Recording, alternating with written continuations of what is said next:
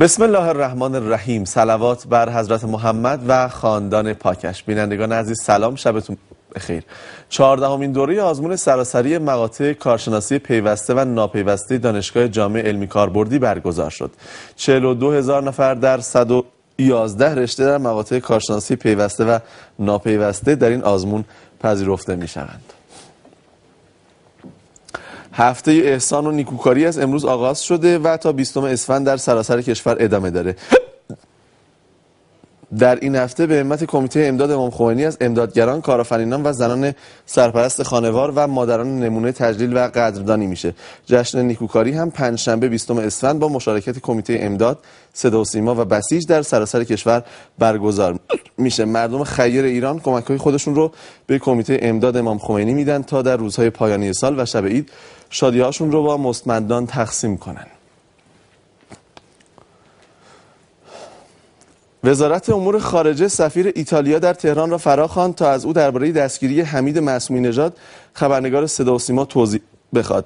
معصومی نژاد که سالها به عنوان خبرنگار صدا و سیما در ایتالیا خبرهایی از واقعیات این کشور رو مخابره می‌کرد، در چند ماه گذشته بارها از سوی مقامات ایتالیایی هشدارهایی درباره گزارشات خودش دریافت کرده بود. سخنگوی وزارت امور خارجه با بیان اینکه این دستگیری بازی جدیدیه که با هدف حاشیه پردازی‌های خاص و اغراض مبهم انجام شده تاکید کرد. وزارت خارجه به طور جدی پیگیری موضوع رو در دستور کار داره.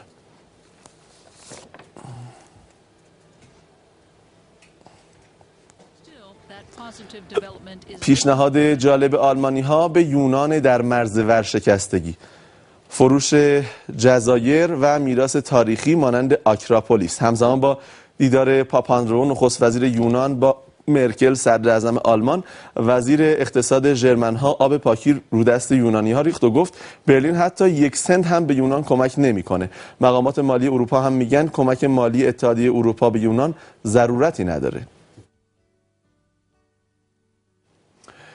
2 گزارش خوراکی از اروپا. نصیری در روسیه به سراغ عسل رفته و نجف‌زاده در فرانسه سری به نمایشگاه پنیر زده.